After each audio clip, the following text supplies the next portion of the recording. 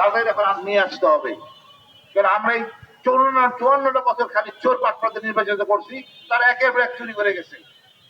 আপনি 10,000 টাকা লোন নেন ব্যাংক থেকে, আপনাকে পাগল বানায় ফেলবে ব্যাংক, কারণ টাকা জমা দিচ্ছেন না। আর ওরা হাজার হাজার কোটি টাকা চুরি করে, কোনো খবর নাই, ওদের সালাম দিয়ে কথা বলে। আমাদের ওই জায়গাতে বেরিয়ে আসতে হবে। গরিবের জন্যই বাংলাদেশ, এই গরিবরাই বাংলাদেশটা সৃষ্টি করছে, এই আম জনতাই আগস্ট বিপ্লব করছে, এদের পাশে থাকতে হবে। একটা কথা বলে শেষ করবো, আওয়ামী লীগকে চিনতে গেলে একটা কথা বলতে হবে আমার। অত কিছু ইতিহাস আমি জানি না, ফেরাউনের কথা জানি, নমরুদের কথা জানি, তবে তাদের বংশধর খারাপ ছিল এটা আমি জানি না।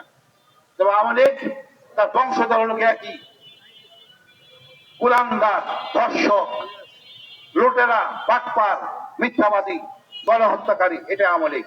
আমরা আর কুকুরের বাচ্চা, শুয়োরের বাচ্চা গালি দেওয়ার দরকার নাই, গালি একটাই, আওয়ামী লীগ। এটাই আমাদের নতুন গালি, আওয়ামী লীগ।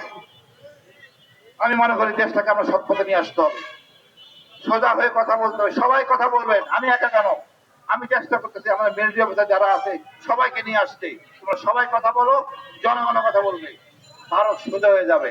আপনি লালমনিরহাট সীমান্ত দেখছেন, একটা কাঁচি নিয়ে বিডিআরের কাছে ছিল একটা সাধারণ গ্রামের সৈনিক, কৃষক, দেন ওইটা কতটা ইফেক্ট ফেলছে ভারতের কাছে। আমরা প্রত্যেকটা লোকের সৈনিক, প্রত্যেকটা লোকই দেশের জন্য নিবেদিত। ইনশাল্লাহ আমরা নতুন শুদ্ধ দেশ দেখবো। আমাদের ছাত্ররা আছে, মা আছে, ভাই বোন আছে। এই আগস্ট বিপ্লবে বাবা ছিলেন সাথে, বোনরা ছিলেন, কৃষক, শ্রমিক, রিক্সাওয়ালা সবাই ছিলেন। আমরা আগামীতেও আমরা সবাই একসাথে থাকবো। আমরা সৎ রাজনীতি চাই, দুর্বৃত্ত থেকে মুক্তি চাই, ভালো রাজনীতি চাই।